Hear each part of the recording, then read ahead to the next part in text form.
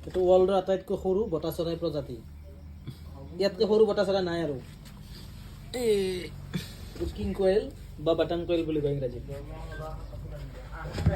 কৰিছ এইটো এতিয়া তোমাক গুচাই দিওঁ আহিছ নিজে পাচ্ছি তাতে নিজে পাৰি নিজে পোৱালি ল'ব বাপৰে আৰু তলৰ ভিতৰত তলতো আছে তলত কি খেলিছ ওলাই নাযায় ৰ'বা ও মনে মনে লুকাই লুকাই দেখছ নাই